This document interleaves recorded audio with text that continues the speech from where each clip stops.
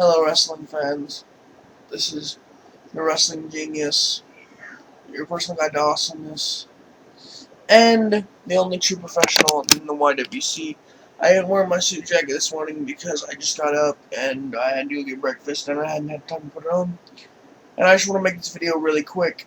It is my Glory by Honor IP pay-per-view review.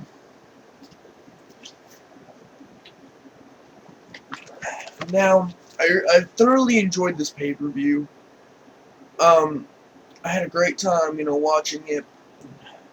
There was just, the problems with me were that, the streams fucked up some. So it was kind of anger. I was angry a lot, so. But I'm just gonna get right to it.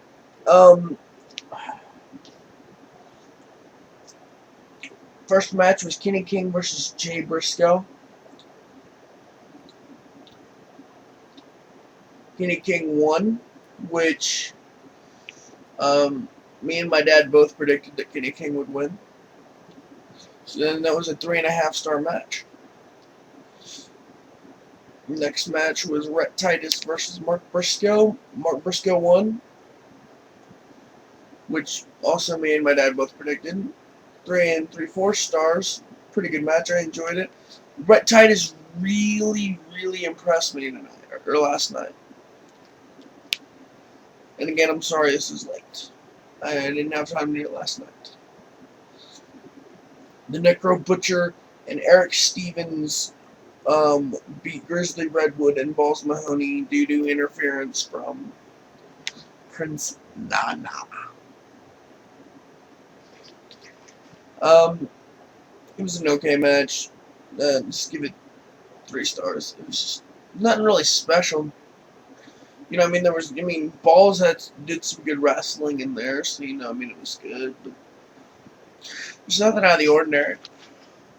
Ordinary match. Next match, Colt, Cabana, and Generico versus Kevin Steen and Steve Corino. By the way, my dad got it right, but I did. The last match got it right, but I didn't. I predicted Grizzly, Redwood, and Ballz Mahoney, and he predicted the Embassy. But on to the next match, like I was going to. Colt, Cabana, and Generico versus Kevin Steen and Steve Corino. We both got this right because Kevin Steen and Steve Corino won. Give us 4.5 stars. It was a very enjoyable match. The main problem I had with this match was the stream effed up halfway through it, and it was like when Colt was like, oh, it looked like kind of a crucifix type of thing when they had him chained up to both of them ring ropes. But Colt Cabana ended up winning. Colt Cabana and Generico ended up winning when Colt Cabana locked in the Billy Goat's curse on Steve Corino, and he tapped out. But it was a pretty good match nonetheless. Next match was Daivari, or Daivari, whatever you want to call him, versus Eddie Edwards, the television title. Eddie Edwards retained, unlike what I said. Eddie Edwards also proved me wrong tonight, and I apologize to Eddie Edwards for the things I said. He is not. He is worthy of the TV television championship. And it was a 3 3/4 star match. Oh, sorry. I'm just tired. Next match was Aries versus Christopher Daniels. This match very well could have been a 5-star match if it was given more time, but I'm giving it 4.5 stars because it just felt like it ended too early, like it was too short, like it was missing something, you know what I'm saying? Yeah, missing something, you know what I'm saying? Y'all saying. The next match is the Kings of Wrestling versus Charlie Haas and Shelton Benjamin. This was definitely the match of the night. I enjoyed every second of this match.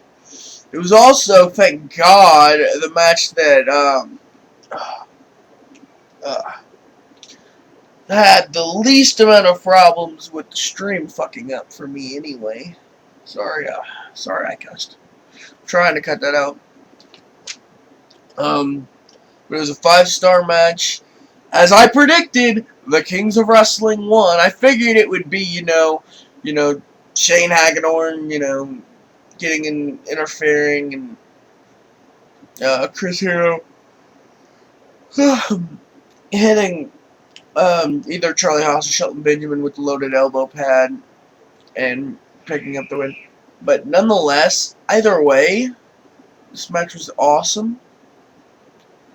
And Charlie Haas and Shelton Benjamin looked like they just tagged the night before. Like they showed zero rust as a tag team. It was amazing.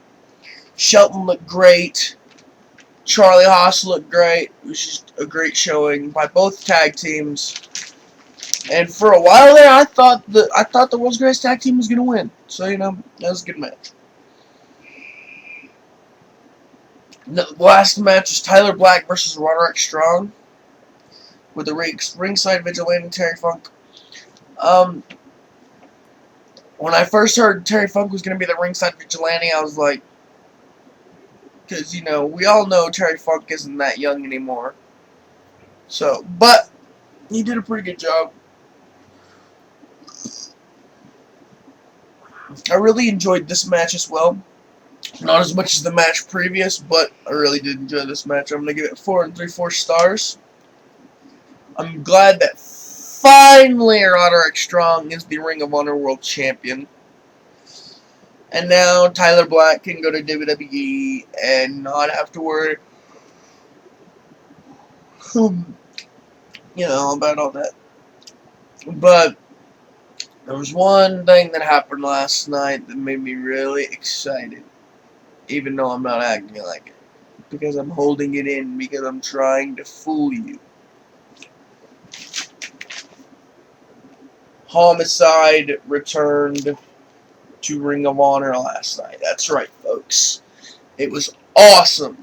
Like, supposedly they had technical difficulties in the building all night.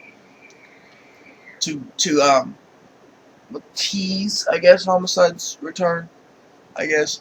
Or to make it, make you think that at the end of the night, after the Tyler Black Roderick Strong match, there was technical difficulties again. But this time, Homicide's Ring of Honor music hit, and he came out, and then him and Roderick Strong got all up in each other's faces. It was awesome. I really hope, but see, this is the problem with this, though. Is like, I've wanted Roderick Strong to be Ring of Honor champion,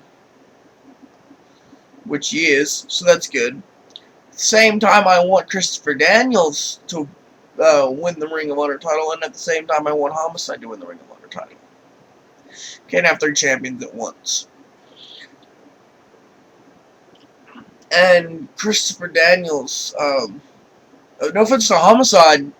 I mean, Homicide, you just came back, so I think the way it looks right now, at Final Battle, of course, it's going to be Roderick Strong versus Davey Richards. Well, if Roderick Strong can keep the title to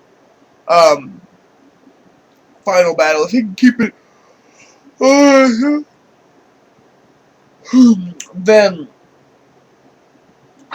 then he will face Davey Richards at Final Battle, which I think if he goes up against Davey Richards at Final Battle, he'll lose. That's my opinion. But it was a good pay-per-view. I'm gonna give it a, what am I gonna give it? Let's say a straight 8 out of 10. I thoroughly enjoyed this pay-per-view. I'm glad I had my dad buy it for $15. And I'm sorry to any of my subscribers that were disappointed that I didn't do the live chat thing. But I will be doing that, every so often, so you can ask me questions and stuff. I'll be doing live chats Luke Cage 29 does, you know, where you can ask me questions and talk to me and blah blah blah blah blah. But I also have to mention that this is gonna be the last video I'm gonna make for a bit, not too long, just time for me to get the 100th episode of WWE Cabana 13's videos ready to be uploaded. So I will not be making a Raw review or any review or anything until I make the 100th episode. And I'm going to try to do it as fast as possible so that I can get back to making videos full time. So, and one other thing, on Tuesdays now, I'm going to wrestling school to become a professional wrestler. Yeah, sup. I don't know if I already mentioned that in a previous video, but every Tuesday at 6 I'm going to be going to training and stuff. So I will not be able to make videos on Tuesday. I might be able to make like a random ass video early Tuesday, but like after 6 o'clock I won't be able to make a video on Tuesday. Because I'll probably either be at practice or too tired to make a video. But I have nothing else to say. This has been WWE Cabana 13, your wrestling genius and your personal guide to awesomeness, and the only true professional on YouTube. Peace out.